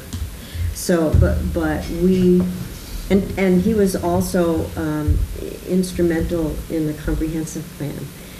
So I just put that out there. But Yeah. I think you've made really great, as this entire evening has brought forth good things for us to continue to talk about. I really appreciate it. Dennis, before you go, can I ask you about the bedroom count restriction? I would understand why you would say maybe one bedroom if you're looking to attract, seniors, right, because they won't need additional bedrooms. But if one of the goals is to provide housing for younger families, they're going to have children. So is it counterintuitive then to have a bedroom restriction if we want to have 2 and 3 bedrooms, if we want this to be marketed for rent to young families? And if that's the case, should we focus more on square footage size restrictions and not bedroom restrictions? Well, again, as Wendy pointed out, you really can't control the marketplace, right? So it's a matter of thinking about what is the goal, what is the aspiration of the community. And to your point, yes, you're trying to encourage, people to come in but starter homes are really the way to handle that, because you're going to put deep roots then in, as opposed to rental properties, What you really have is a problem. You really have a problem with people being able to, live here and do the jobs that you need to have done. And if you can just begin to chip away at that problem with, small units, it could be 1+ bedrooms, it could be 2 bedrooms. Right. Then, a perfect example is the post office. They cannot fill the position in Pine Plains Post Office. Or here, and because, there's no housing that people can afford to live in that job, Yeah. So it's no one law is going to change all those problems or fix all those problems. Right. You have another point in there that says that you can have townhomes, or it's twin homes, is allowable. You mean a duplex? Yeah. Which is no longer going to be differentiated. But, in that law could apply beyond ADUs. That would be a big help, if you could start allowing 2-family homes, to be developed, So, in other words, the ADU law was intended to be for that accessory dwelling unit rental. You know what I mean? So there are other laws that you still can work with to start solving those other problems. Taking this law and to try to... I should have you just have a conversation with Tom Angel, just because he very much wanted to get rid of all those categories and have basically something that addressed everything. But so it would in fact be really interesting for you two to just sit down and talk, but again, we will absolutely continue this discussion. Yeah, and you should consider looking at all the laws over time. I mean, this problem took 30 years in the making. You don't need to solve it in 30 I don't months. think that we thought this law was going to solve everything, Dennis. Yeah, We thought but it would I make... think it seems to be, it's starting to open up, just to your words, it's starting to open up to solve every possible scenario, when I think the initial intention of the ADU law was to help provide affordable units. Thanks, Dennis. You okay? You okay? Oh, I'm fine, thanks. Hello. Bob Burns, 186 Charwell Drive. Just to kind of finish my thoughts from before. So we have another desist order, another stop order for Ratchen's Landscaping. Ratchen is a member of the ZBA and continues to appeal and has appealed this, saying there's no merit to this very well-written, very accurate desist order that we have a lot of evidence to prove our neighborhood on a cul-de-sac, Charwell Drive. I kind of predict that the ZBA is going to approve. I think they will. And I guess that's, for me, and, I see you shaking your head, but that's my prediction, okay? I'm just so disappointed, I mean, we moved here in 2018. Most of the neighbors that have been involved in the lawsuit, I'm sure that every one of us lived there before Ratchen bought the property and built this and started this big construction company. We looked for a long time for the house. We found the house. And it just seems like, we've done a lot of work to try to prove our point, say that this does not belong on a cul-de-sac. The cul-de-sac is where, kids are allowed to play. There shouldn't be dump trucks going up and down the road all day. But, no one seems to be able to help us. And you've got somebody who's a member of the ZBA, and the appeal has to go to the ZBA. The ZBA approves. Again, things got approved yesterday. I haven't, I won't talk anymore. But I think I've made my point tonight. Thank you. Thank you.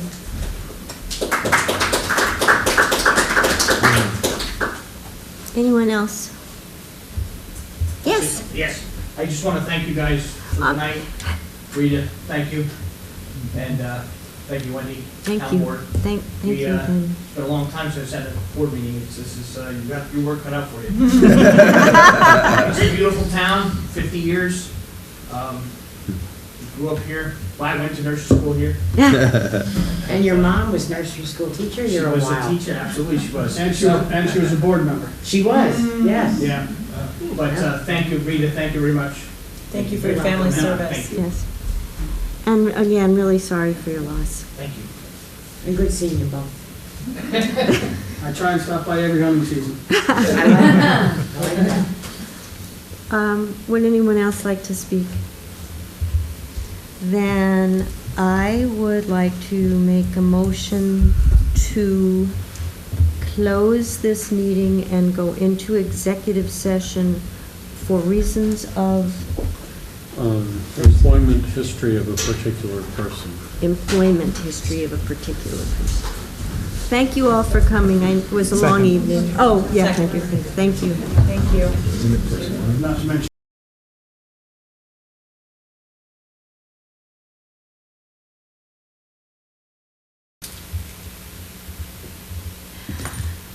I make a motion to come out of executive session and re-enter normal session. Second. Oh, I already have that. That was by Juliet. Yep, we're good. All right. Then we took no action in executive session. I now make a motion to accept the retirement resignation? Resignation. You have retirement resignation. Just forget that word. Please accept, I make a motion to accept the resignation of Rita Mary Bell as town clerk to be effective on October 4th, 2024. I will second it. All in favor? Aye. Julia? I make a motion to accept the resignation of Jim Myers, Stanford Highway Superintendent, effective October 4th, 2024. Second. All in favor? Aye. Make a motion to close the adjournment. Gladly second. All in favor? Aye. Aye. I think we should give